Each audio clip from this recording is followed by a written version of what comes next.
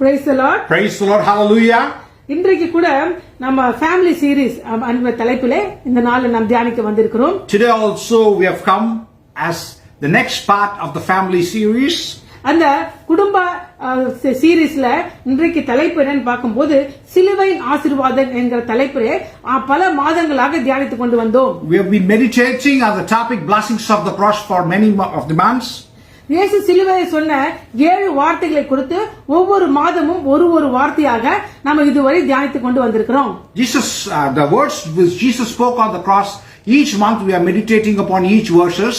இன்றைக்கு இயேசு சிலுவையிலே சொன்ன 5வது வார்த்தையை குறித்து நாம தியானிக்க வந்திருக்கிறோம். Today we are going to meditate upon the 5th words which Jesus spoke on the cross. அதற்கு தலைப்பு என்னவென்று பார்க்கும்போது, if you see what is the topic for today's meditation, இயேசுவுக்கு உபத்திரவம் உடலில், persecution for Jesus in his mind, body. Persecution for Jesus in his body. அதாவது இயேசு சிலுவையிலே மரிக்கும் போது अनेक உபத்திரவத்துக்குள்ள கடந்து போனார். When Jesus was crucified on the cross, he went through a lot of persecutions. அந்த உபத்திரவத்துக்கு ஏற்ப உபத்திரவத்தின் நடுவிலே ஒரு வார்த்தையாக அவர் சொன்னார். Amidst of all the persecutions, he spoke a lot of words on the cross. அந்த வார்த்தைகளானது ஒரு முறை சொல்வதற்கு முன்பாக அவர் கடந்து போன கஷ்டமான காரியம் மிகவும் வேதனையானது. See, whatever the persecutions he went through, after speaking each of the words, it was a terrible thing. அவர் உடலில் இருந்து ரத்தம் கசிந்து ஓடிக்கொண்டிருக்கிறது. From his body the blood is pouring out. அந்த குஷ்டமான உஷ்ணமான நேரத்திலே அவருடைய நாவு அப்படியாக வாயோடு ஒட்டிக்கொள்கிறது. In that hot climatic period, his tongue is just stuck to his mouth and he cannot even talk. அவருடைய ஆத்துமாவானது அப்படியாக கரைந்து கொண்டிருக்கிறது. His soul is just melting. அந்த நடுவிலே கர்த்தராகிய இயேசு கிறிஸ்து 7 வார்த்தைகளை சிலுவையிலே மொழிந்தார். Amidst of this, Jesus Christ spoke 7 words on the cross. அதிலே இயேசு சொன்ன 5வது வார்த்தையை குறித்து இன்று நாம் தியானிப்போம். Today we are going to meditate upon the 5th verse which Jesus spoke on the cross in the serious blessings of the cross. உபத்திரவம் உடலிலே, persecution in the body for Jesus. அதற்கு திறவுகோல் வசனம் யோவான் 19ஆம் அதிகாரம் 28-29 வசனங்கள். The key verse for today's meditation is John's Gospel chapter 19 verses 28 and 29. அதன் பின்பு எல்லாம் முடிந்தது என்று இயேசு அறிந்து வேத வாக்கியம் நிறைவேறத்தக்கதாக தாகமாய் இருக்கிறேன் என்றார். Later I'm reading the 28th verse. Later, knowing that all was now completed and so that the scripture would be fulfilled, Jesus said, I am thirsty. காடில் நிறைந்த பாத்திரம் அங்கே வைக்கப்பட்டிருந்தது. அவர்கள் கடற்காலனை காடியிலே தோய்த்து ஈசோப்பு தண்டில் மாட்டி அவர் வாயிடத்தில் நீட்டி கொடுத்தார்கள். A jar of wine vinegar was there and they soaked a sponge in it, put the sponge on a stalk of the hyssop plant and lifted it to Jesus' lips. இன்றைய மெடிடேஷன்ல 3 தலைப்புகளுக்காக நாம் தியானிக்கிறோம். For today's meditation we are going to meditate in 3 topics. இங்கே நம்ம வாசித்த வார்த்தையிலே 3ஆக பிரித்து நான் சொல்ல விரும்புகிறேன். Whatever the words we spoke, the words we meditated today, we are going to split it into 3.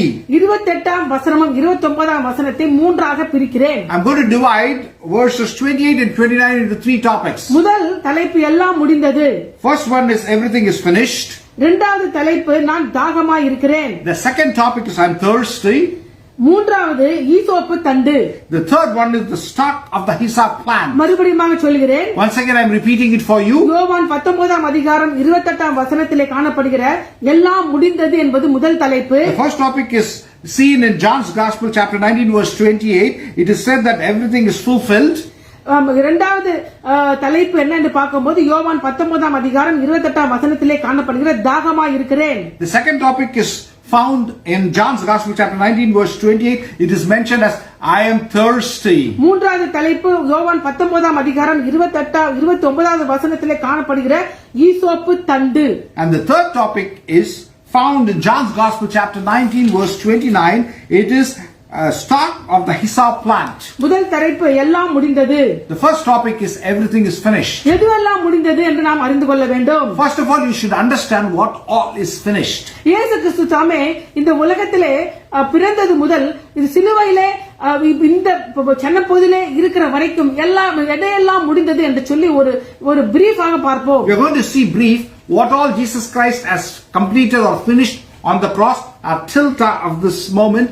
What he has completed, we are going to see first as a brief part. அதாவது அவருடைய வாழ்க்கையை முழுமையாக மூன்றாகவே பிரிக்க முடியும். If you wanted to divide his life, you can divide it into 3 parts. முதல் பார்க்கும்போது preparation year, அதாவது நம்ம தயார் பண்ணுகிற வருடங்கள். First one, you can see it is the preparation year. அது 30 வருடங்கள். That is 30 years. அதுக்கப்புறம் அது பொது ஊழியம் இரண்டாவது, அது 3.5 வருடம். 3.5 years is the general ministry. மூன்றாவது தன்னை பலியாக ஒப்பு கொடுக்கிற sacrifice, அது சில வாரங்கள். It's some weeks, it is a sacrifice, he is submitting himself. இதையே இயேசு கிறிஸ்துவோட முழு வாழ்க்கையும் இப்படி மூன்றாகவே பிரிக்க முடியும். Now you can divide this 3 parts, Jesus' life. முதலாவது தயார்படுத்துகிற வருடங்கள். First one, it is the preparation years. 3.5 வருடம் பொது ஊழியம். 3.5 years general ministry. சில வாரங்கள் பலியாக sacrifice ஆக தன்னை சமர்ப்பிப்பது. Some weeks he is submitting himself as a sacrifice. அப்படியாக அவருடைய ஊழியமானது 3.5 வருஷம் அவர் இந்த உலகத்திலே ஊழியம் செய்தார். He ministered in this earth for 3.5 years. அந்த ஊழியத்தை கூட மூன்றாக நம்ம பிரிக்க முடியும். That ministry also you can divide it into 3. முதல் வருடம், இரண்டாவது வருடம், மூன்றாவது வருடம் என்று பிரிக்க You முடியும். can divide it into the first year, second year and the third year. முதல் வருடத்திலே பார்க்கும்போது புகழ்ச்சி இல்லாத ஒரு வருடம். First year it is a year without praise. Without fame. Year without fame. அதுக்கப்புறம் இரண்டாவது வருடம் என்ன என்று பார்க்கும்போது பிரபலம் அடைந்த வருடம். It is the year of fame. அதுக்கப்புறம் மூன்றாவது வருடம் என்று பார்க்கும்போது எதிர்ப்பை சந்தித்த வருடம்.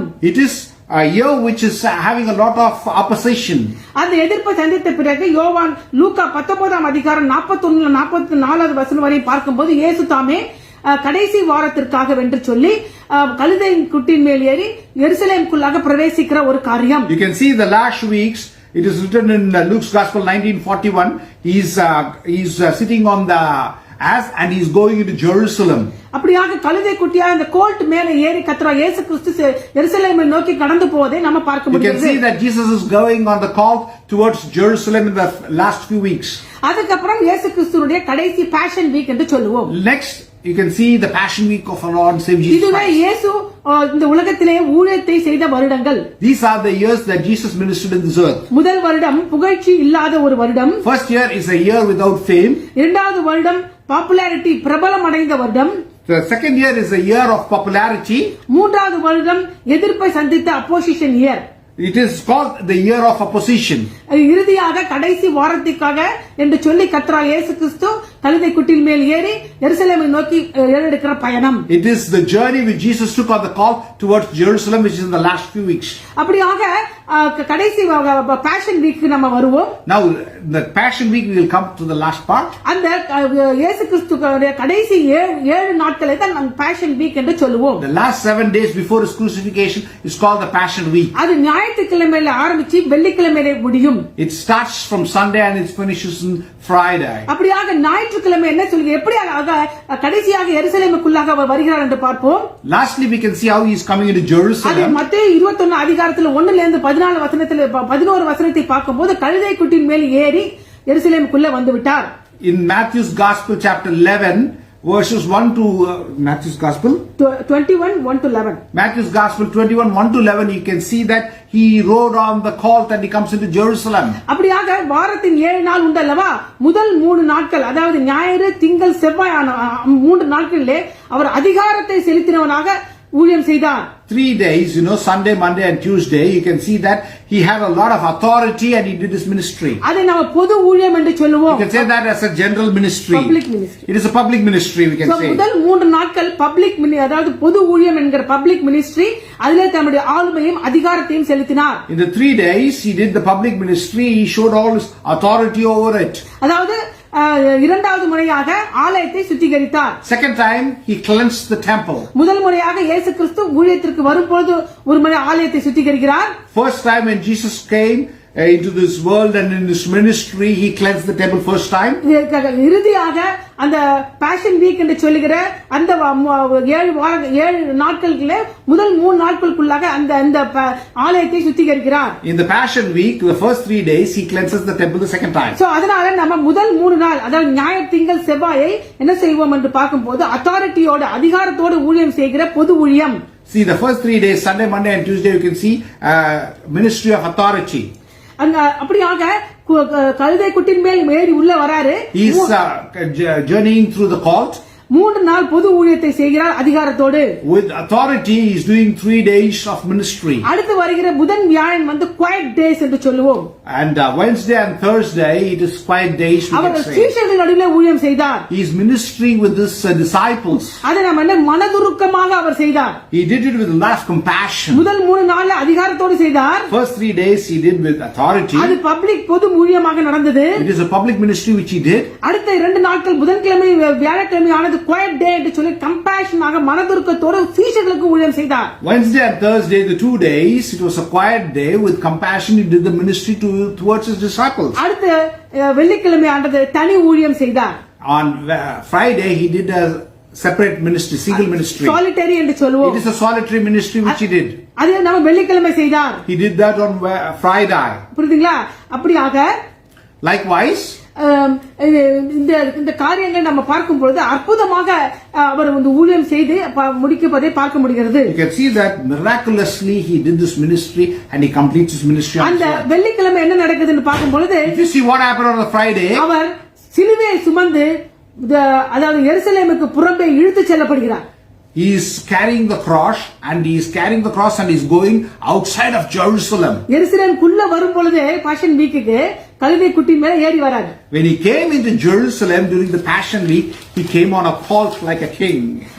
அதே அந்த வாரம் முடியும் பொழுது தன்னுடைய சிலுவையை சுமர்ந்து கொண்டு நடக்க முடியாமல் அப்படியாக அவரை எருசலேமை விட்டு வெளியே அழைத்து கொண்டு போகிறார். Now, when the Passion Week, during the Passion Week, he is going outside the temple, outside Jerusalem, he is carrying his cross with a great burden and he is going outside. இதே யோவான் 19ஆம் அதிகாரம் 17ஆம் வசனத்தில் பார்க்க முடிகிறது. The same thing you can see in John's Gospel, chapter 19, verse 17. அவர் தம்முடைய சிலுவையை சுமந்து கொண்டு எபிரேய பாஷையிலே கொல்கதா என்று சொல்லப்படும் கபாலஸ்தரம் என்ற இடத்திற்கு புறப்பட்டு போனார். Carrying his own cross, he went out to the place of the skull, which in Aramaic is called Golgotha.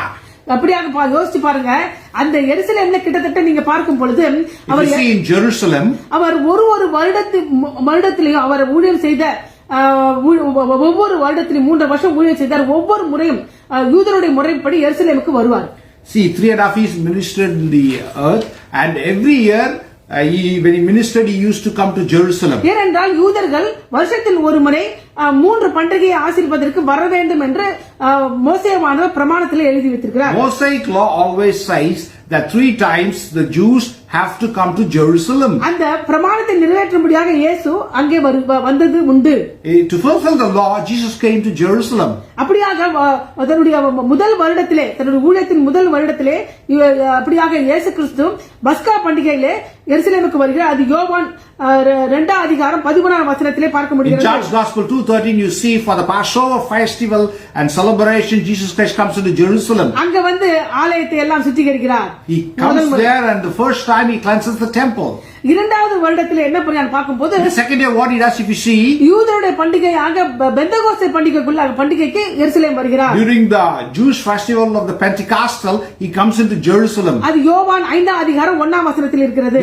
This you can read it in John's Gospel chapter 5 verse 1. அது இரண்டாவது வருடம். It is the second year he comes into. யோவான் எழுதிய சுவிசேஷத்தை தான் பார்க்கும்போது ஒரு வருடத்தை காண்பிக்கும்படியாக அவர் எருசலேமுக்குள்ள வந்ததையே முக்கியப்படுத்துவதை பார்க்க முடிகிறது. Only in John's Gospel you can see the importance given for Jesus, mentioning about him coming into the Jerusalem each and every year.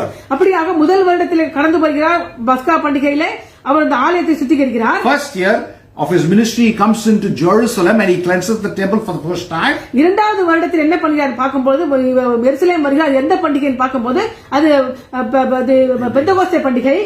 Second time, the second year of his ministry, he comes into Jerusalem.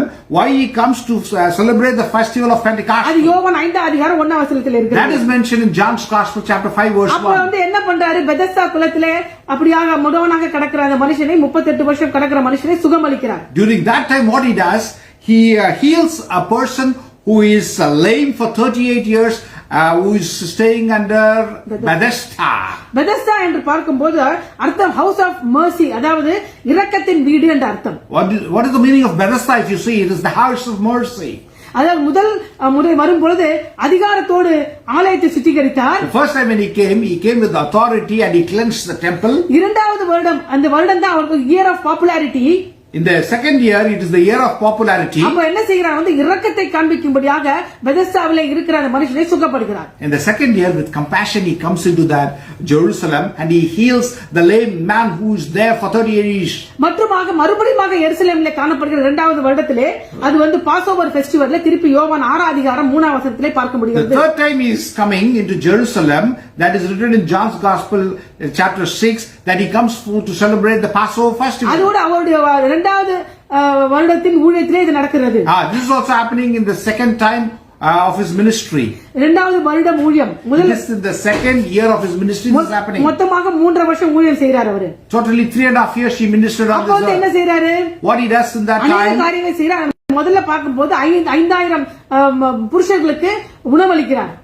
He does many things, but the first thing what he does, he feeds the 5,000 men first. 5 அப்பம் 2 மீனை கொண்டு உணவளித்து மீதியானதை 12 கூடை நிறைய எடுக்கிறார். 5 loaves of bread and the 2 fish. He feeds 5,000 men and 12 baskets were left over. அப்படியாக ஜனங்கள் அவரை கூடி வந்த போது உலகத்தின் அப்பத்திற்காக அல்ல பரம அப்பமாகிய அதை நீங்கள் நாடுகள் என்று சொல்கிறார். He says when people were longing for the worldly bread, he says that you will have to long for the bread of life. அவர் சொல்ற நானே வானத்திலிருந்து இறங்கி வந்த அப்பம் என்று He சொல்கிறார். says that I am the bread which has come out of the heaven. மூன்றாவது வருடத்திலே In the third year, அவர் எருசலேமுக்குள்ள மறுபடியும் வருகிறார். once again he is coming into Jerusalem. அது எதற்கு என்று சொல்லி பார்க்கும் பொழுது If you see why he is coming there, அங்கே தான் அவர் கடைசியாக மரிக்க போகிறார். now lastly he is going to die on the cross that time only. அந்த எருசலேமுக்குள்ளாக வருவதற்கு முன்பாக அது முன்பாக கொஞ்சம் 30 கிலோமீட்டர் தொலைவில் இருக்க பெத்தானியாவுக்கு இருக்கிற லாசருவை அவர் என்ன செய்கிறார், உயிரோடு எழுப்புகிறார். Before he is coming, மரித்த லாசருவை எழுப்புகிறார். 30 kilometers which is from Jerusalem, Bethany is there. His friend Lazarus, he dies and he resurrects him after 4 days. அதுக்கப்புறம் பார்க்கும்போது எருசலேமுக்குள்ள வராரு. Afterwards he is coming to Jerusalem. எதற்காக? பஸ்கா பண்டிகையை ஆசரிப்பதற்காக. Why he is coming now? He wants to celebrate the Passover in Jerusalem. அப்போ மரியா என்ன பண்றாங்க? What does Mary do? வெளியேற பெற்ற கலங்கமில்லாத நலதன தைலத்தை இயேசுவின் பாதத்திலே பூசுகிறார்கள். Oh, a big costly perfume she is putting on the feet of Jesus. கிட்டத்தட்ட அந்த பஸ்கா பண்டிகைக்கு ஒரு வாரம் முன்னாடியே அவர் என்ன பண்ணினாரு, எருசலேமுக்குள்ள வந்துறாரு. Before the Passover, 1 week before he comes into Jerusalem. அதேதான் நம்ம Passion Week என்று சொல்லுவோம். That is what we call as the Passion Week. இயேசு கிறிஸ்து தன் கலங்கமில்லாத ரத்தத்தை நம்ம சிலுவையில சிந்துவதற்கு முன்பாக மரியாள் என்ன பண்றாங்க, வெளியேறப்பட்ட கலங்கமில்லாத நலதனத்தை கொண்டு இயேசுவின் பாதத்தை அவங்க கழுவாங்க, அபிஷேகிக்கிறாங்க. Now you see that Jesus is going to be sacrificed on the cross, who is going to be blameless, who is spotless. Now with the same ointment, she's purifying his feet before 1 week, which is pure and nice. அப்படியாக அவர் சிலுவையில மரிப்பதற்கு முன்பாக கழுதை குட்டி மேல் ஏறி வரும் பொழுது எருசலேமுக்குள்ள நுழையும் பொழுது இப்படியாக ஜனங்கள் ஆர்ப்பரிக்கிறார்கள். Now he is coming on a colt into Jerusalem. People are just praising and hailing upon அது him. யோவான் 12 அதிகாரம் 13 வசனத்திலே காணப்படுகிறது. This you can read in John's Gospel 12:13. ஓசன்னா கர்த்தருடைய நாமத்திலே வருகிற இஸ்ரவேலின் ராஜா, வருகிற இஸ்ரவேலின் ராஜா ஸ்தோத்திரிக்கப்படத்தக்கவர் என்று சொல்லி குருத்தோலையை கொடுத்து தேவனை ஆர்ப்பரிக்கிறார்கள். They are just having the palm leaves and they are praising, praise be to God, blessed King of Israel. அதே ஒரு வாரத்துக்கு அப்புறம் After 1 week, what அதே happens? எருசலேமிலிருந்து வெளியே இழுத்து கொண்டு போகப்படுகிறாரு. Now he's dragged out of Jerusalem after 1 week. சிலுவையில் அறையும் என்று சொல்லி அவரை நிந்திக்கிறவர்களாகவும் ஏளனம் செய்கிறவங்க பின்னாடி போறாங்க ஜனங்க. Everybody is mocking and just troubling him and saying that crucify him on the cross, crucify him on the cross. இதையே நாம யோவான் 19 அதிகாரத்துல 17 வசனம் சொல்லி கொடுத்தேன் உங்களுக்கு. And now I just spoke and told you in John's Gospel chapter 19 verse 17. இப்போ இந்த சிலுவை மரத்துக்கு சிலுவையில அறையும்படியாக கொண்டு வராங்க. Now they are bringing him to be crucified on the cross. அந்த சிலுவை மரணம் என்று சொல்லி பார்க்கும்போது ரோமர் கூட அது திகிலின் நடுக்கமான மரணம் என்று சொல்றாங்க. Now the Romans also are saying that it is a horrifying death. அவங்களே நடுங்குவாங்க. Those people are horrified about this death. அந்த மரண தண்டனை மிகவும் கொடூரமான தண்டனை. This death on the cross is a terrible death. அந்த மரண தண்டனையை யார் முதலாவது கண்டுபிடிச்சது? Who just found out this horrifying death on the cross? Persians என்று சொல்லுகிற பாரசீக ஜனங்களே இதை முதலாக Who கண்டுபிடிச்சாங்க. found this crucifixion on the cross? was the Persians. எதற்காக ஒரு மனுஷனை சிலுவையில போய் கொல்லணும்? Why a person has to be crucified and he has to die on the அப்படி cross? என்று சொல்லி நாம் கொஞ்சம் பேக்ரவுண்ட் பார்த்தோம்னா, You got to see why a person has to be crucified as a background. பாரசீகர்கள் இந்த பர்ஷியர்களை பொறுத்தவரையும் According to the Persians, இந்த உலகமானது ரொம்ப சாக்ரடாக, சாக்ரட் என்று சொல்லிக்கிற அவங்க மிகவும் புனிதமாக கருதுவாங்க. those people consider this world so much sacred. அப்போ அந்த அப்படி புனிதமான இந்த உலகத்துல பாவியான ஒரு மனுஷன் சாகக்கூடாது. அது மேல விழுந்து பாவமான மனுஷன் அதுல சாகக்கூடாது. A sinful man should not die falling on the earth, and he should not die on the earth. அதன் மூலமாக அந்த பரிசுத்தம், அந்த புனிதத்தன்மை கெட்டு போயிடும். அந்த பாவியான மனுஷன் அதுல செத்தா. If a sinful man dies upon the earth, then the sacredness is removed.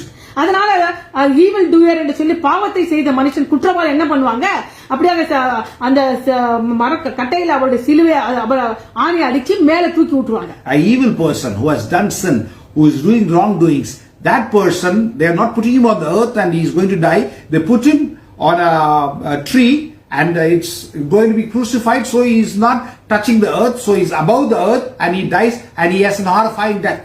அந்த சிலுவையில அதை ஆணி அடிச்சு மேல மாட்டி விடுவார்கள்.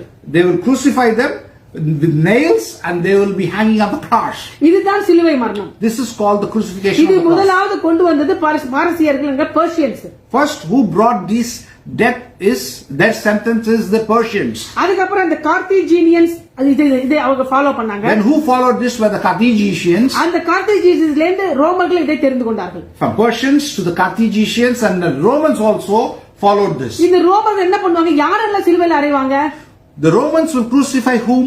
ரோம குடியுரிமை பெற்றவர்கள் சிலுவையில அறைய மாட்டாங்க. Those who are citizens of Rome, they will never crucify them on the cross. அடிமைகளையும் தேச துரோகம் செய்தவர்களுமே அதுல சிலுவையில அறைவாங்க. Those who are slaves, who are in bondage, and those who are traitors, those people will be crucified on the cross. அப்படியாக கர்த்தர் இயேசு கிறிஸ்து நம்முடைய பாவத்தை சுமக்கும்படியாக ஒரு பாவியாக, ஒரு அடிமையாக, அடிமைகள் எடுத்துக்கொள்ள வேண்டிய மரணத்தை நமக்காக சிலுவையில எடுத்தார். Jesus Christ for ourselves, he became a curse and he became a blameless man, has to take all our slavery and bondage and everything, and he has to be crucified on the cross for yourself and myself. அது மாத்திரமல்லாமல் இப்போ இந்த சிலுவைக்கு மரணத்துக்கு ஒப்பு கொடுக்கப்பட்டவர்கள் எப்படி treat பண்ணுவாங்கன்னா, those who you know how the persons who is supposed to die on the cross will be treated. முதலாவது அந்த நியாயாதிபதிங்கிற ஜட்ஜ் என்ன சொல்லுவார், இவன் குற்றத்தை கண்டுபிடிச்சு ஆமா குற்றவாளி தான் சொல்லி அவங்க குற்றவாளி என்று சொல்லி நிரூபித்து அவர் என்ன சொல்லுவாங்கன்னா, now you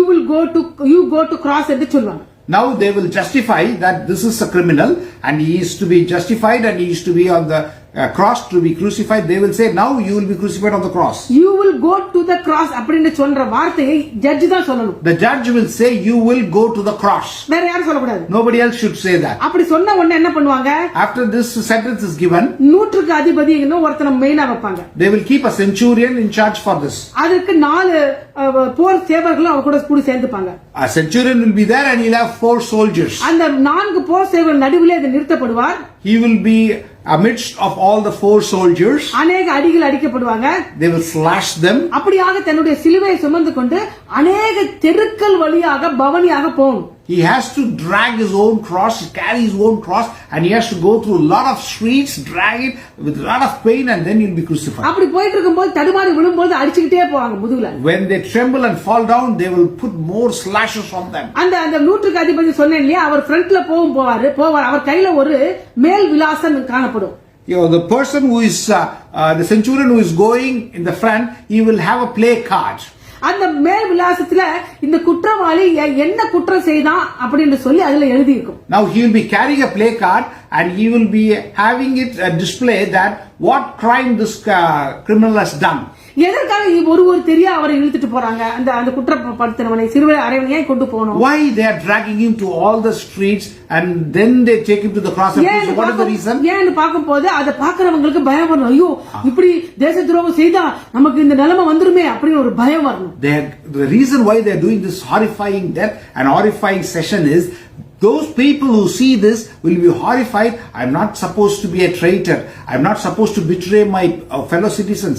This will be there. அப்படியாக நீங்க பார்க்கும் பொழுது இப்படியாக இழுத்துக்கிட்டு போய் ஒரு ஸ்ட்ரீட்டா ஒரு தெருவா கடந்து போய் இன்னொரு காரணம் கூட உண்டு. There is one more reason for the criminal to be dragged around the streets. அதாவது இப்படி கொண்டு போறவன் குற்றம் செய்யல, இவன் நல்லவன் தான், நீங்க தப்பா செஞ்சிட்டீங்க, அது நான் வந்து அவனுக்கு சொல்ல வரேன், அவன் நல்லவன் சொல்றதுக்கு நான் ரெடியா இருக்கேன் யாராவது இருந்தா கூட, ஒரு தெருல யாராவது தெருல இருந்தா கூட அதை பார்த்துட்டு இல்ல இவன் குற்றவாளி அல்ல என்று சொல்வதற்கு கூட ஒரு காரணத்துக்கு கூட அதை கொண்டு போவாங்க. See, they wanted to justify he is a criminal. They drag him and take him. If somebody who says that no, this is a just person, he has done the crime, they give an opportunity for this guy to be released. அதா கூட நிறைய தெரு வழியா இழுத்துட்டு போவாங்க. That is the reason they drag and take him, that if anybody will give a good contact certificate for this person and then they can just retrieve it.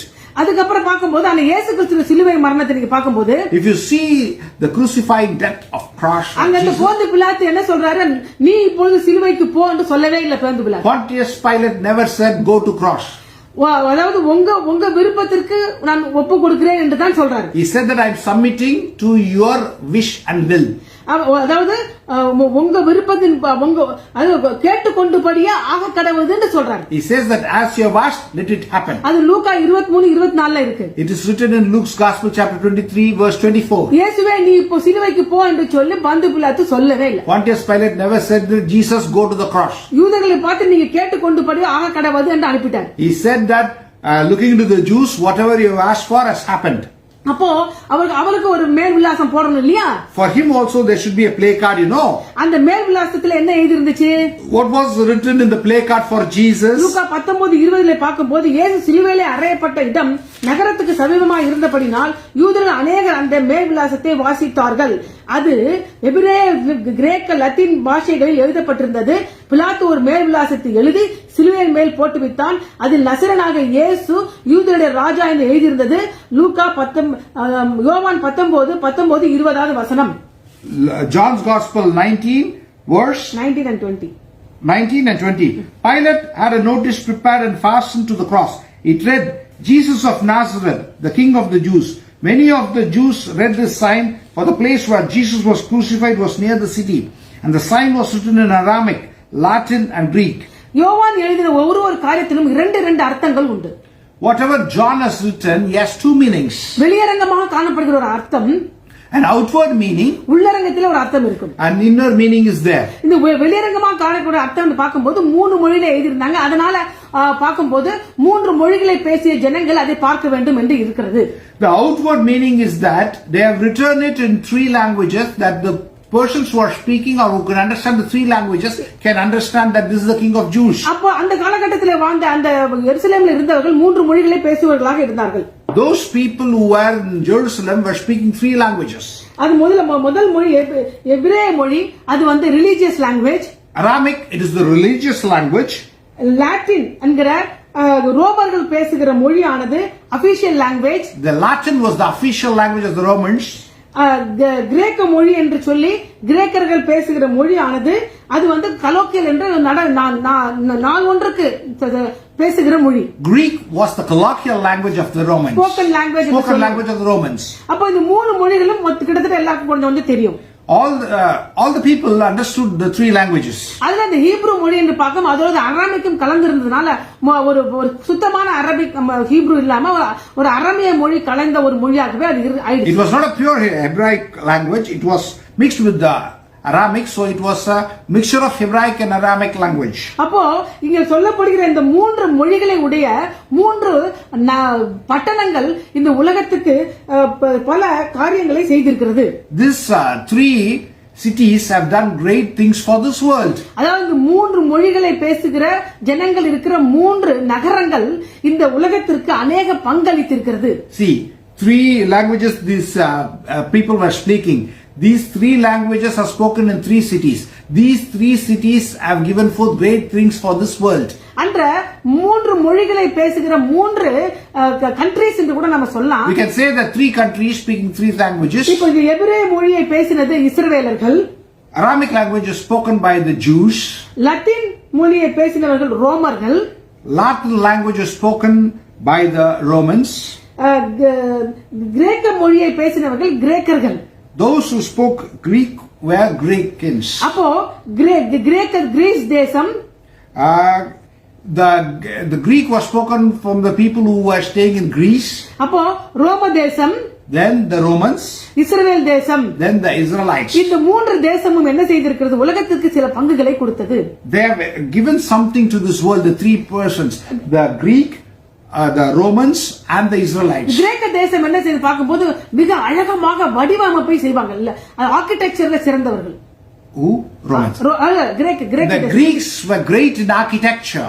அதே ரோமர்கள் பார்க்கும்போது சட்ட திட்டங்களையும் சரியாக செய்வாங்க, சரியான கவர்மெண்ட் அவங்க கிட்ட இருக்கும். Romans will have the perfect law and the government will have good government. அதே எபிரேயர்கள் என்று சொல்கிற இஸ்ரவேலர்கள் பார்க்கும்போது, if you see the Israelites who are the Aramic people, அவங்களுக்கு காணப்படுவது சிறந்த ஒரு மதம், ஒரு ரிலிஜன். அதோடு கூட அவங்களுடைய ஆராதனை உண்மையுள்ள தேவனை ஆராதிக்கிற ஆராதனை. They had a very good religion and their worship was a true worship. இந்த மூன்றுமே இயேசு கிறிஸ்துவிடம் அடங்கி இருந்தது. All three were combinedly found in Jesus Christ. இயேசு கிறிஸ்து எல்லாவற்றிலும் அழகுள்ளவர். Jesus Christ is beautiful in everything.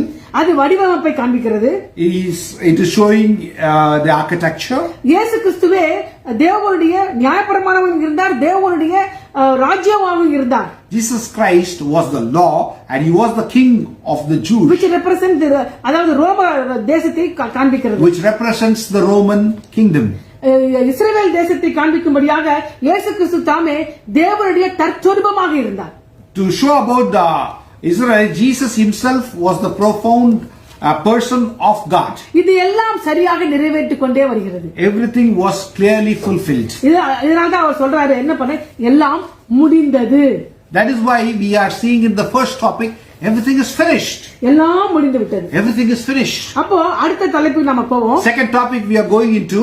முதல் தலைப்பில் நம்ம பார்க்கும்போது இயேசு கிறிஸ்துவுடைய ஊழியத்தின் தொடக்கமும் அவர் எப்படிப்பட்ட ஊழியங்களை செய்தார் என்று சொல்லியும், கடைசி வாரத்திலே சிலுவையிலே சுமந்து கொண்டு கடந்து வந்த பாதையும் கொடுத்து நம்ம பார்த்தோம். Firstly we saw what type of ministry he did, how many years ministry he did, and lastly about the Passion Week also we saw in the first topic.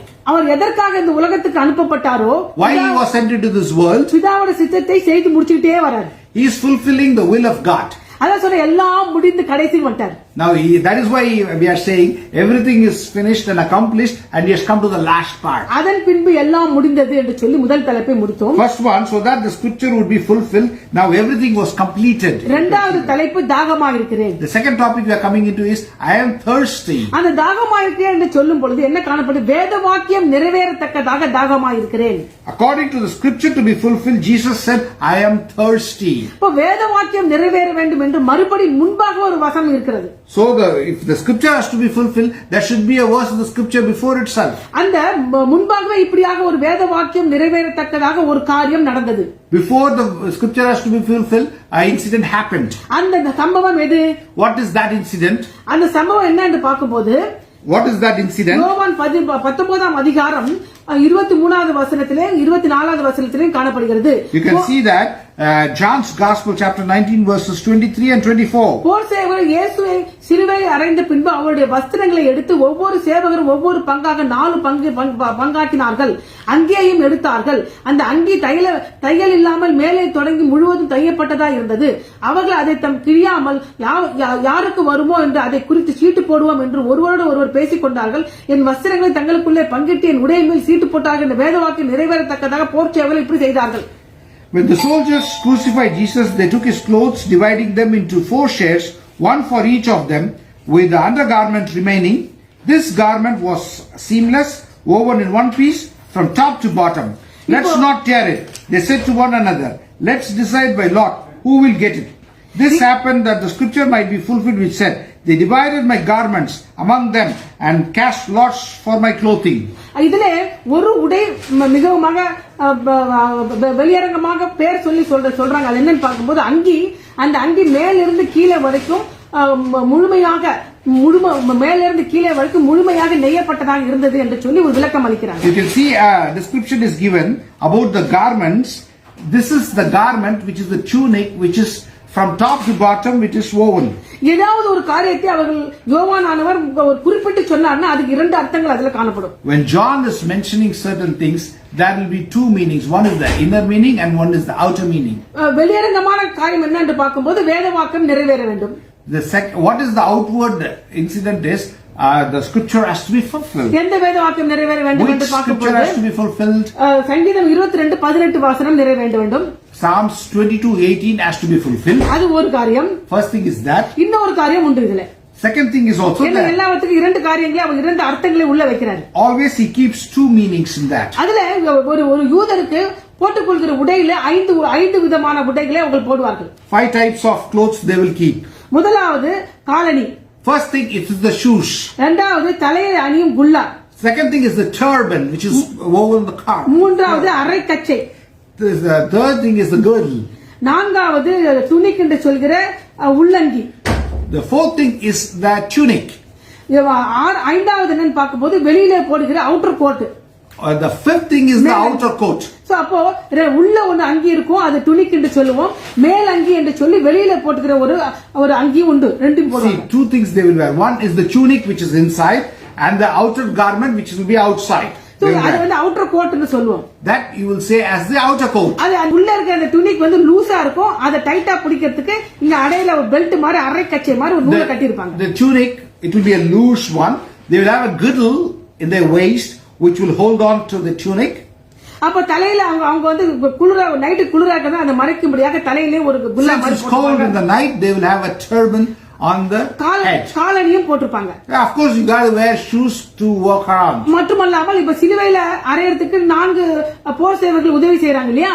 Now 4 soldiers are helping Jesus Christ to be crucified on the cross. பொதுவாகவே நீங்க சிலுவையில அறையும் போது 4 போர் சேவகர்கள் கொண்டு தான் சிலுவையில அறைவாங்க. Generally it is the custom that 4 soldiers will be there to crucify any person. அந்த 4 போர் சேவகருக்கு அந்த அவங்க அணிந்திருந்த உடையை எடுத்துக்கொள்ளலாம். The 4 soldiers can take the tunic and the outer garment, whatever the criminal is wearing, they can take it. இப்போ இந்த யூதர்கள் ஐந்து விதமான உடைகளை உடுப்பார்கள் நான் சொல்லிட்டேன். I already said the Jews will wear 5 types of garments. அதனால தான் இங்க சொல்லிருக்கு இந்த 4 பேருக்கு 4 ஒவ்வொருத்தர் ஒன்னு எடுத்துக்கிட்டாங்க. அதுதான் 23வது வசனத்துல பார்க்கும் பொழுது ஒவ்வொரு பங்காக 4 பங்காக்கினார்கள். When we are going to read John's Gospel 19:23, when the soldiers stood with Jesus, they took his clothes, dividing them into 4 shares. So இப்ப 4 ஒருத்தர் ஷூ எடுத்துக்கிட்டாங்க, காலணி ஒருத்தர் எடுத்துக்கிறாரு, ஒருத்தர் தலையணி குல்லா எடுத்துக்கிறாரு, ஒருத்தர் அரைக்கச்சை எடுத்துக்கிறாரு, ஒருத்தர் வந்து மேலங்கி எடுத்துட்டாரு. Now 4 things they are taking.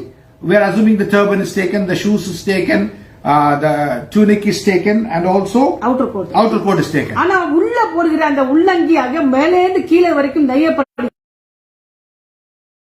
outer coat, the turban, shoes, everything they have taken, but the tunic they don't want to part it because 4 guys took 4 things. The 5th one they say no, we don't want to divide it. What we can do, we can cast the lots and whoever the name comes from the lot can take it. So அப்போ இப்படியாக அவர்கள் அந்த சீட்டு போட்டது வேத வாக்கியம் நிறைவேறத்தக்கதாக அது நடந்துருச்சு. Whatever the cast has been lot, it is fulfilled according to the scripture. ஆனா இந்த அங்கி வந்து பார்க்கும்போது மேல இருந்து கீழே வரைக்கும் கிழியப்படாத ஒரே தையலாக தைக்கப்பட்ட நங்கி யார் முக்காசி உடுத்திக் கொள்வார் என்று பார்க்கும் பொழுது ஆசாரியர்கள் உடுத்திக் கொள்வார்கள். Who will wear this type of a tunic garment? If you see, the priests will wear.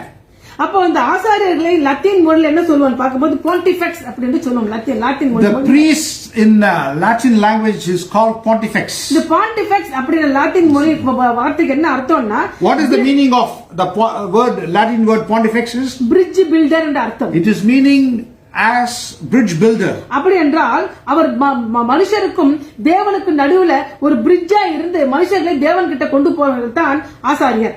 Who is a priest? They are a bridge between God and men. They become a bridge and they take men towards God.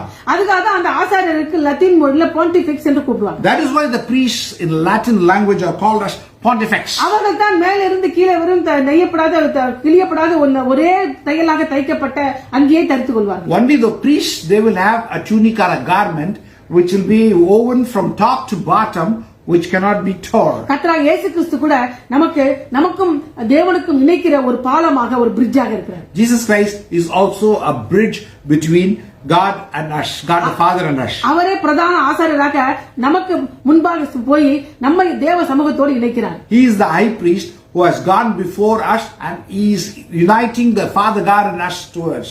அவரே பார்க்கும் பொழுது பிரிட்ஜாக இருந்து நம்மளை தேவனோடு தேவ பிரசன்னத்தோடு இணைக்கிறார். He is becoming the bridge and he is just going us and reaching us towards God's presence. அதனால்தான் இங்க மேலங்கி என்று சொல்லிட்டு தையப்படாத ஒரு நெய்யப்படாத அதாவது தையல் இல்லாமல் மேலே தொடங்கி முழுவதும் நெய்யப்பட்டதா இருந்தது என்று சொல்லி யோவானானோ அது குறிப்பிட்டு சொல்கிறார். That is why John is specifically writing this garment was seamless, woven in one piece from top to bottom. ஏனென்றால் கர்த்தராகிய இயேசு கிறிஸ்து பிரதான ஆசாரியர். Jesus Christ is the high priest. அவரே நம்மையும் தேவனையும் இணைக்கிற ஒரு பிரிட்ஜாக ஒரு ஏணியாக இருக்கிறார். He is the bridge, he is the ladder who is uniting us and the Father God. யாக்கோபு தனது தரிசனத்திலே கண்ட ஏணி எது என்று பார்க்கும்போது கர்த்தராகிய இயேசு கிறிஸ்து தாமே. Jacob who saw in the vision the ladder, that was none other than our Lord and Savior Jesus Christ. அதனால்தான் கர்த்தராகிய இயேசு கிறிஸ்து நத்தான்வேல் என்கிற யூத வேதபாரகன் கிட்ட சொல்றாரு, அப்படியாக நீ கண்ட காட்சி மேலேந்து கீழே கண்டாய், யாக்கோபுடைய நீ ஏணியை கண்டாய், இனி அந்த ஏணியின் மூலமாக மேலே கீழே தூதர்கள் ஏறுவதும் இறங்குவதுமான காரியத்தை நீ காண்பாய் என்று சொல்கிறார். That is why Jesus spoke to Nathanael and he said, you saw the vision of the ladder of Jacob, that ladder is myself.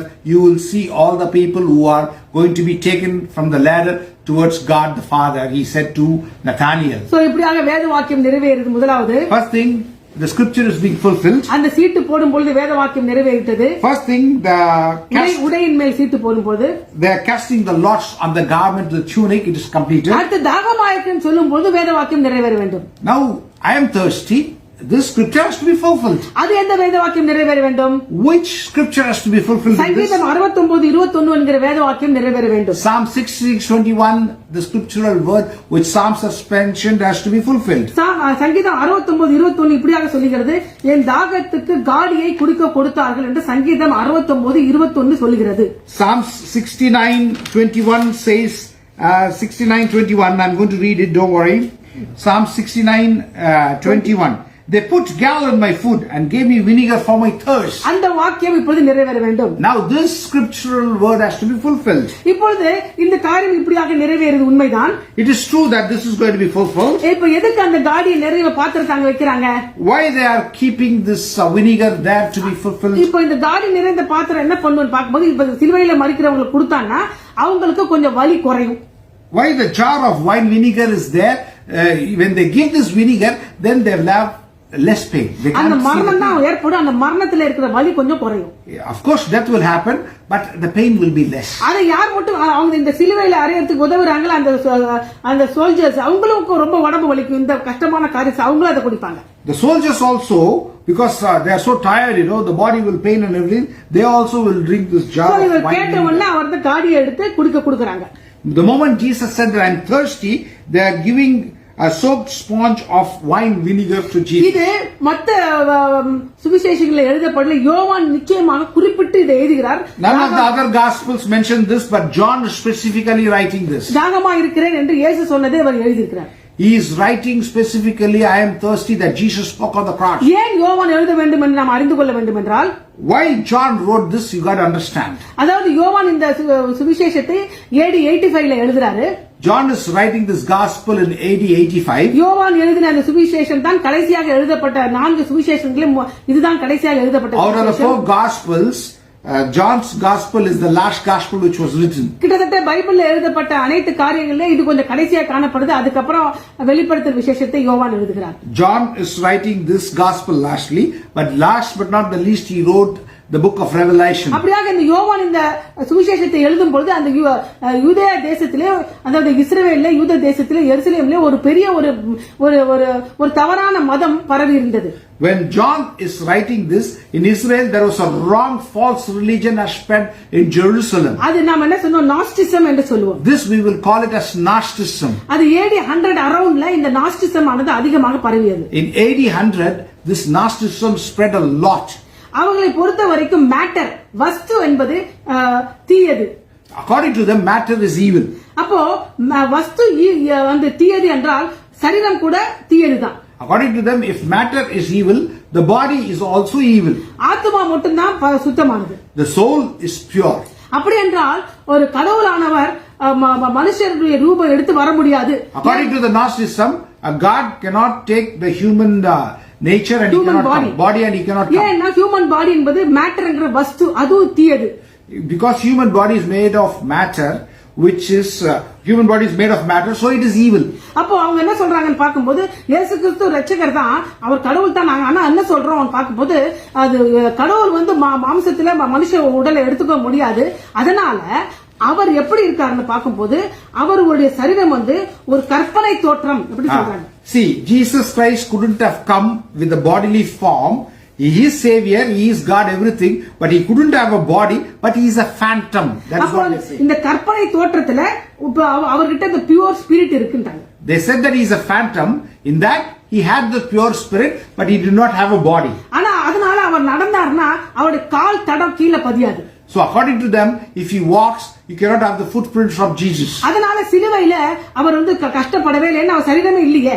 So they are saying that He did not have a body, so He never suffered on the cross, because of course He never had a body. தேவன்ல கஷ்டம்லாம் படக்கூடாது. According to them, if God is there, He should not be having suffering and He should not be persecuted. அவர்கிட்ட பெயின்லாம் ஏற்படவே இல்லை சிலுவையில அவர் சொல்றாங்க. According to the Gnosticism, they say that He never had any pain, suffering in His body on the cross. He never had a body. இது அப்படியே அதிகமா பரவிடுது அந்த இடத்துல. Now this has spread totally in that period of time. இதை குறித்த காரியத்துல பவுல் கூட अनेक இடத்துல நிருபங்கள் எழுதும்போது இது அடிக்கடி இன்டைரக்டா இது இல்லன்னு சொல்லிட்டே தான் வராரு அவர். Paul also, when he's writing his epistles, indirectly he is saying Jesus was not a phantom, he was a human, and he was stressing that very clearly. அதனால இங்க சொல்றாரு தாகமா இருக்கேன்னு அவர் சொல்றாரு. ஒரு மனுஷனுக்கு ஏற்படுகிற தாகம் அவருக்கு ஏற்படுகிறது. That is why John is very clearly specifying he was a human being with body. As a human, he had thirst. அதனால அவர் தேவ மனுஷன். புரியுதுங்களா? He is a God man. That is why he is a God man. John wants to specify. அவர் தேவனும் மனுஷனும் அல்ல. He is not a God and a man. Our God man, தேவ மனுஷன். He is a godly man. புரியுதுங்களா? God man சொல்லும்போது தேவ மனுஷன். அவர் தேவனும் கூட தான் மனுஷனும் கூட தான் என்ற அல்ல. It is not that he was God also and man also.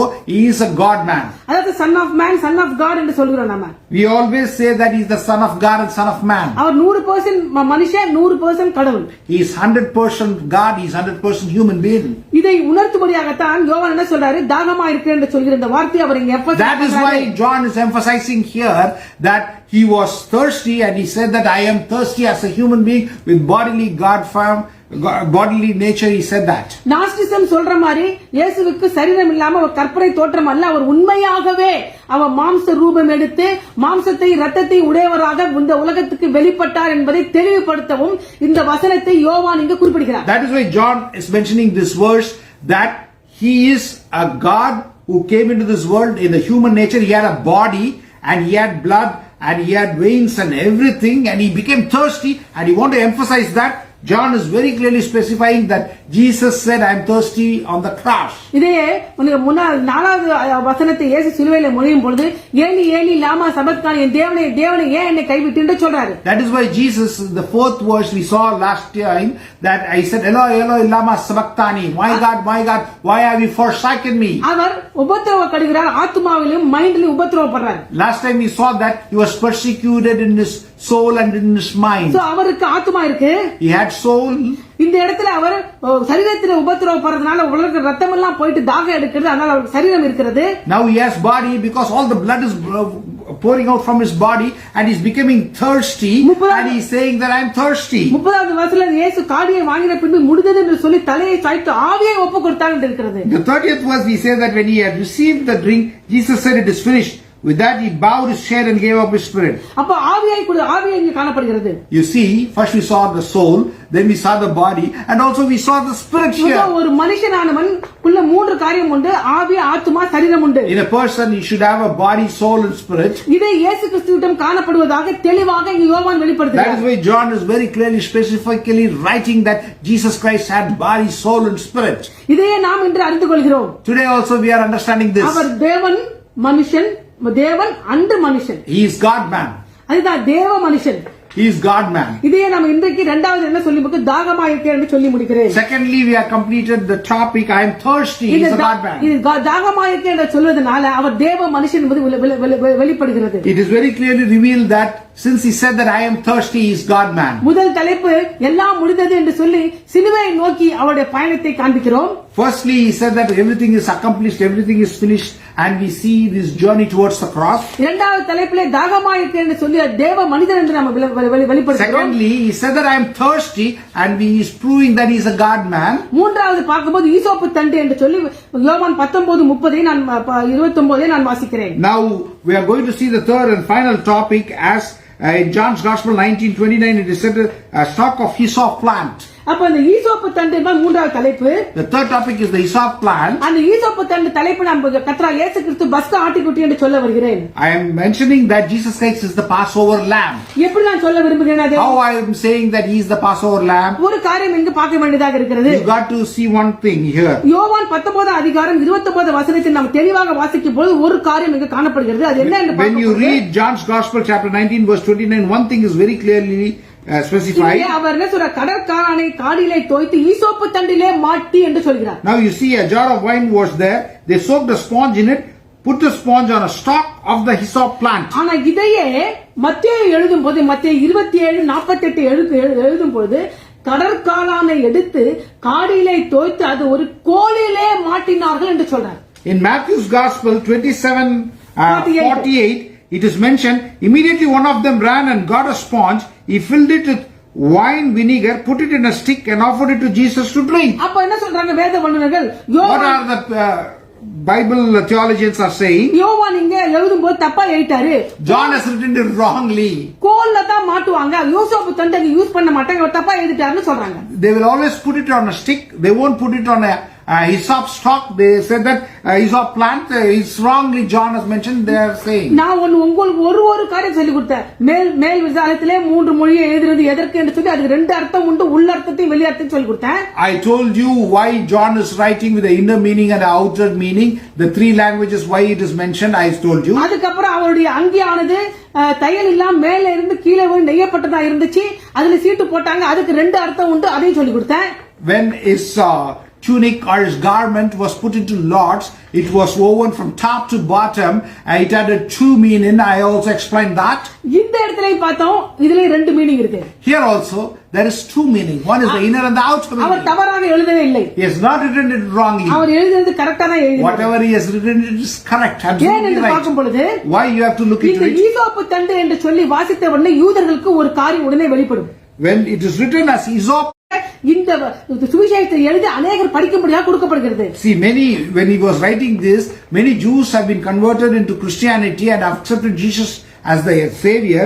So the main purpose of him writing this is that many Jews should read and many should come into Christ. ஏனென்று பார்க்கும்போது இந்த ஈசோப்பு தண்டுன்னு சொன்ன உடனே அவங்களுக்கு முதல்ல ஆசரித்த பஸ்கா பண்டிகை ஞாபகம் வரும். Why? When he mentions the hyssop plant, immediately the Jews will understand the Passover lamb which they first celebrated. எகிப்திலிருந்து அடிமைத்தனத்திலிருந்து வெளியே வரும் பொழுது அந்த பஸ்கா பண்டிகை ஆசரித்தார்கள். When they came out of Egypt, the first Passover festival was celebrated by the Israelites. அதியாக ஆதியாகமம் யாத்திராகமம் 12:22 இப்படியாக சொல்லப்படுகிறது. In Exodus chapter 12 it is said like this. அந்த சங்கார தூதன் வந்து உங்களை சங்கரிக்காமல் இருக்க வேண்டும் என்றால் ஒவ்வொரு குடும்பத்திலும் ஒரு தலைவனானவன் ஒரு ஆட்டுக்குட்டியை எடுத்து பழுதில்லாத ஆட்டுக்குட்டியை எடுத்து அதை பலியிட்டு அதில் ரத்தத்தை கிண்ணத்திலே எடுத்து அதை மேல் விலாசத்திலும் கீழே நாம் தடவி வைக்க வேண்டும். ஈசோப்பை கொண்டு அந்த ரத்தத்திலே தோய்த்து அந்த மேல் விலாசத்திலே தடவ வேண்டும். அப்படி தடவின அந்த வீட்டிலே மாத்திரம் சங்கார தூரம் வரமாட்டான். மிச்ச எல்லா வீட்டிலும் சங்கார தூரம் போவான் அப்படிங்கிறது தெளிவாக It is clearly mentioned in Exodus 12 that 12 that in the night when the destroyer is going to come, all the Israelites should have the blood which is to be soaked, the blood to be taken from the hyssop stalk and to be put on their door pillars, so that when the destroyer comes, he will not destroy the firstborn in that house of the Israelites and he will pass and go. The hyssop stalk was used to put the blood on their posts. அப்போ வேற எதிலே அங்க வந்து கோல்ல கொண்டு தேய்க்கல, ஈசோப்பு தண்டை கொண்டு தான் ரத்தத்தை தேய்த்தார்கள். They did not put the stick with the blood and they put it on the post, but they used the hyssop stalk and they put it blood to the hyssop stalk on their posts. அந்த தடவப்பட்ட அந்த ரத்தம் ஆனது அவர்களை பெரிய அந்த சங்காரத்திலிருந்து காப்பாற்றியது. the blood which was put through the hyssop stalk, which was on the doorpost, it removed them from all the destruction which was supposed to come upon them. அப்படியா இயேசு கிறிஸ்து சிந்த போகிற அந்த வெளியேறப்பட்ட இரத்தமானது நம்மளை பாவத்திலிருந்து விடுதலை கொடுக்க வல்லமாய் இருக்கிறது. Same way, the blood Jesus Christ is going to be shedding on the cross, it is so much costlier for us. அந்த இரத்தத்தின் மூலமாக ஒவ்வொரு ஜனங்களும் பாவத்திலிருந்து விடுதலை பெறுவார்கள். By that precious blood, each and everybody will be delivered from sin. ஈசோப்பு தண்டை கொண்டு இரத்தத்தினாலே பூசப்பட்டு அந்த சங்கார தூதனிலிருந்து தப்பிக்கப்பட்ட ஜனங்களே விடுதலையாக எகிப்திலிருந்து வெளியே வந்தாங்க. Those people, the Israelites, they soaked blood with the hyssop stalk and they put it on the post, and they were delivered from Egypt, and they came out of deliverance. அப்படியா கர்த்தராகிய இயேசு கிறிஸ்துவின் இரத்தத்தை நாம் கழுவப்படும் பொழுது உலகம் என்கிற பாவம் என்கிற அடிமைத்தனத்திலிருந்து ஒவ்வொருவரும் விடுதலை பண்ணப்படுவார்கள். By the blood of Jesus Christ, the hyssop blood of Jesus Christ, when you are cleansed by it, each and everybody will be delivered from your sins and death. அப்படியாக இங்க என்ன யோவான் சொல்ல வருகிறார் என்று What John is emphasizing here, if you see, சிலுவையிலே மரித்துக் கொண்டிருக்கிற இயேசு கிறிஸ்துவே பஸ்கா ஆட்டுக்குட்டி. John is emphasizing that Jesus Christ, who is being crucified or who is dying on the cross, is the Passover lamb for you. அவர் சிந்துகிற இரத்தமே பாவத்திலிருந்து உங்களுக்கு விடுதலை கொடுக்கும். Only the blood which is shed by Jesus Christ will deliver you from all your sins. எப்படியாக முதல் பஸ்கா பண்டிகை ஆசரிக்கும் போது ஒவ்வொரு குடும்பத்திலே ஒரு ஆடு மரித்து அந்த இரத்தத்தின் மூலமாக நீங்க விடுதலை பெற்று வந்தீர்களோ, How in the first Passover lamb in Egypt, when the Israelites they sacrificed each of the lamb, and by the blood of that lamb each one was delivered in the same manner. அதே போல ஒரே முறை அடிக்கப்படுகிற பஸ்கா ஆட்டுக்குட்டியின் இரத்தத்தினால ஒவ்வொருவரும் பாவத்திலிருந்து அடிமைத்தனத்திலிருந்து விடுதலை பெற முடியும் என்பதையே இங்கு யோவான் John is வெளிப்படுத்துகிறார். emphasizing here that by the precious blood which is the Passover lamb which is going to be crucified on the cross, which is Jesus, by his blood each and every individual in this world are supposed to be saved. To emphasize this, John is mentioning that in his gospel. அது மாத்திரமல்ல இன்னொரு காரியம் கூட இந்த அற்புதமா இருக்கு.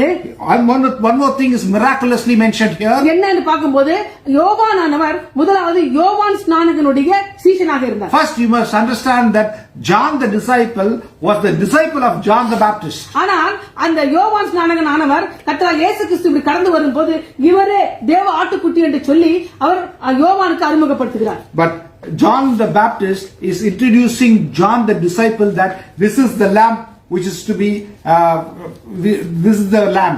அதாவது யோவான் 1:29 அது காணப்படுகிறது. You can read that in John 1:29. மறுநாளிலே யோவான் இயேசுவை தன்னிடத்தில் வரக்கண்டு இதோ உலகத்தின் பாவத்தை சுமந்து தீர்க்க தேவ ஆட்டுக்குட்டி In என்றார். John 1:29, John the Baptist is telling John the disciple, John saw Jesus coming toward him and said, look, the Lamb of God who takes away the sin of the world. அது 36வது வசனத்திலேயும் இயேசு நடந்து வருவதை அவன் கண்டு இதோ தேவ ஆட்டுக்குட்டி என்றார். And also in verse 36 he says, when he saw Jesus passing by, he said, look, the Lamb of God. நீங்க பார்க்கும்போது இந்த யோவானானவர் இயேசு கிறிஸ்துவோட சொந்தக்காரன் தான். You can see that this John the Baptist was a relative of Jesus. யோவானுடைய அம்மா சலோமி வந்து இயேசு கிறிஸ்துவோட தாயாகிய மரியாளுக்கு சகோதரி. See, the mother of John the disciple is Salome is the sister of the mother of Jesus, Mary. அப்போ இயேசு கிறிஸ்துவும் யோவானும் உறவு முறையில கசின் உறவு முறை ஏற்படும். Not only John the Baptist, John the disciple is also a relative of Jesus Christ because he is a cousin. அதாவது யோவானுடைய தாய் சலோமி வந்து இயேசுவுடைய தாயாகிய மரியாளுடைய சகோதரி. See, John the disciple's mother Salome is the sister of Mary, the mother of Jesus. அவங்க ரெண்டு பேரும் ஆல்ரெடி தெரியும் அவங்களுக்கு. Already they know each other. அவங்க சொந்தக்காரங்க. They are relatives. அவங்களுக்கு புதிதாக அறிமுகப்படுத்த வேண்டியதில்லை. No need to introduce them newly. ஆனால் யோவான் ஸ்நானகன் ஆனவர் இந்த தன்னுடைய சீஷனாகிய யோவானுக்கு இயேசுவை எப்படி அறிமுகப்படுத்துகிறார்? But John the Baptist, how he is introducing Jesus to John the disciple, இதோ தேவ ஆட்டுக்குட்டி என்று வெளிப்படுத்துகிறார். he is saying this is the Lamb of God. உலகத்தின் பாவத்தை சுமந்து தீர்க்கிற தேவ ஆட்டுக்குட்டி என்று This is சொல்கிறார். the Lamb of God which takes away the sins of this world. இப்படித்தான் அவர் இயேசுவை முதலாவது வேறு விதமாக பார்க்கிறார் Now யோவான். he is John the disciple is seeing Jesus in a different form. அதையே தான் கடைசியாக அவர் வெளிப்படுத்தும் போது இவரே உலகத்தின் பாவத்தை சுமந்து தீர்க்கிற பஸ்கா தேவ ஆட்டுக்குட்டி என்பதை வெளிப்படுத்தும்படியாக இந்த இடத்திலே ஈசோப்பு தண்டிலே வைத்து அதை கொடுத்தார்கள் என்று யோவான் வெளிப்படுத்துகிறார். That is why John the disciple is mentioning here in his gospel that this is the Lamb of God which takes away all our sin. and this is the lamb. He mentions that. So that is the hyssop plant. He is mentioning it and emphasizing it. அதனால்தான் உங்களுக்கு யோவான் 19:29 அவர் கடற்காரனை காடிலே தோத்து ஈசோப்பு தண்டிலே மாட்டி அவர் வாயிலிடத்தில் நீட்டி கொடுத்தார்கள் என்று வெளிப்படையாகவும் முன்குறித்தும் எழுதுகிறார் யோவான். That is why John's Gospel 19:29 he says a jar of wine was there, they soaked a sponge in it, put the sponge on a stalk of the hyssop plant and lifted it to Jesus' lips. மத்தேயு எழுதின மால கோல்ல மாட்டணும்னு எழுதவில்லை அங்க. As Matthew wrote, it was given in a stick. He never mentioned. He's mentioning the correct terminology on a stalk of the hyssop plant. அந்த ஈசோப்பு தண்டு தலைப்பு என்ன சொல்லுங்க? கர்த்தர் இயேசு கிறிஸ்துவே நமக்காக பலியிடப்பட்ட பஸ்கா ஆட்டுக்குட்டி. What is the topic? This stalk of hyssop is mentioning to us is Jesus Christ is the Passover lamb who is crucified for you and for me. உலகத்தின் பாவத்தை சுமந்து தீர்க்கிற தேவாட்டுக்குட்டி. This is the Lamb of God which takes away all our sins. இந்த செய்தியை கேட்டுக்கொண்டிருக்கிற ஜனங்களே, Those who are listening to this message, இந்த மூன்று தலைப்புகளை நம்ம வாசிச்சோம். we have already meditated in 3 topics. முதல் தலைப்பு எல்லாம் முடிந்தது. First topic, everything was finished. எது எல்லாம் முடிந்தது? What all finished? இந்த உலகத்திற்கு அனுப்பப்பட்டு அவர் செய்ய வேண்டும் என்று பிதா அனுப்பின எல்லா காரியத்தையும் செய்து முடித்துக் கொண்டே வந்து சிலுவையை நோக்கி அவர் பயணம் போய் கொண்டிருக்கிறது. He was completing all the works which the Father said that he was completing it and he was going towards the cross on the fulfillment. நான் தாகமாக இருக்கிறேன் என்று வெளிப்படுவதன் மூலமாக அவர் தேவ மனுஷன் என்பதை நாம் புரிந்து கொள்ள முடிகிறது. Since he said that I am thirsty, he is proving that he is God man. அவர்கிட்ட ஆவி இருந்தது, ஆத்மா இருந்தது, சரீரமும் இருந்தது. He had soul, body and spirit. எபிரேயர் 2 சொன்னது போல அவர் மாம்சத்தை ரத்தத்தை உடையவராக வெளிப்பட்டார். ஏன்னா நாமெல்லாம் மாம்ச ரத்தம் உடையமா இருக்கிறோம், நமக்கு விடுதலை கொடுக்க முடியும். அவர் மாம்சத்தை ரத்தத்தை உடையவராக வெளிப்பட்டு நமக்காக மரணத்தை அவர் ஜெயித்தார் என்று சொல்லப்பட்டிருக்கிறது. In Hebrews 2nd chapter it is mentioned that he came with blood and body so that like us he has to suffer and he has to go through the troubles and he has to overcome it like us.